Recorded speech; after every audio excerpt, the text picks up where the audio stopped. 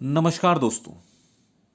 आज हम बात करने वाले हैं उस आदेश की जो कि हाई कोर्ट से आ चुका है और उन्होंने रेडियो पुलिस भर्ती के जो हेड ऑपरेटर की जो भर्ती प्रक्रिया थी वो पूरी तरीके से रद्द कर दी है।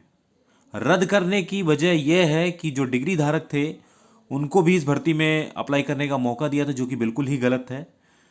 किस तरीके से क्या भर्ती कराएगी, चलिए ये जानते हैं क्यों रद्द हुई ये भर्ती। सबसे पहले इलाहाबाद हाईकोर्ट की लखनऊ खंडपीठ ने कहा कि यूपी पुलिस रेडियो अधीनस्थ सेवा नियमावली 2015 के मौजूदा नियमों के तहत केवल डिप्लोमा धारक इंजीनियर ही हेड ऑपरेटर या हेड ऑपरेटर मैकेनिक के पद पर नियुक्ति के लिए आवेदन करने के हकदार हैं। सबसे पहली चीज, इन नियमों के तहत डिग्री धारकों इंजीनियरों को आवेदन करने का अधिकार नहीं है। 6 जनवरी 2022 को 936 पदों पर भर्ती के लिए जारी नियमों में पुलिस भर्ती बोर्ड द्वारा बदलाव कर डिग्री धारक इंजीनियर को भी आवेदन करने का हकदार मान लेने के आदेश को कोर्ट ने बिना अधिकार का आदेश माना है। कोर्ट ने पूरी भर्ती प्रक्रिया को रद्द कर दी है। हालांकि कोर्ट ने राज्य सरकार से कहा है कि यदि वह चाहे तो भर्ती नियमों में बदलाव करके नए सिरे से भर्ती प्रक्रिया प्रारंभ कर सकती है, मतलब उसमें कोई संशोधन नहीं हो, आप नए तरीके से करिए।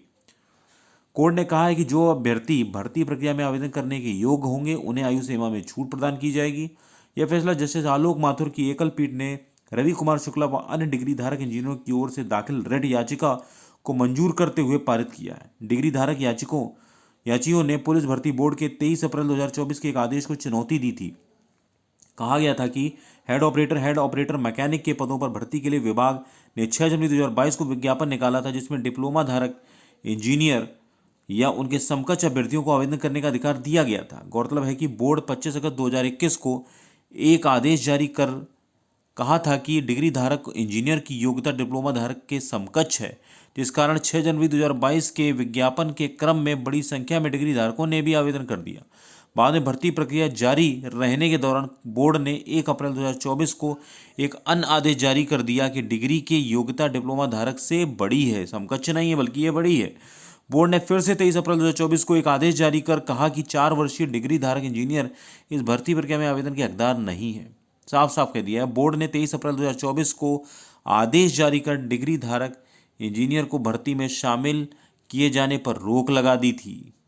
इसके बाद याचियों ने हाईकोर्ट का रुख किया। सारी परिस्थितियों पर गौर करने के बाद कोर्ट ने पाया कि मौजूदा नियमों के तहत केवल डिप्लोमा धारक ही आवेदन के हकदार, देखिए साफ साफ लिखा हुआ है यहाँ पे, जो डिप्लोमा धारक हैं वही इसमें आवेदन कर सकते हैं। किंतु बोर्ड ने अनावश्यक व बिना अधिकार हस्तक्षेप कारण पूरी भर्ती प्रक्रिया को निष्पक्षता ही संदेह के घेरे में आ गई है।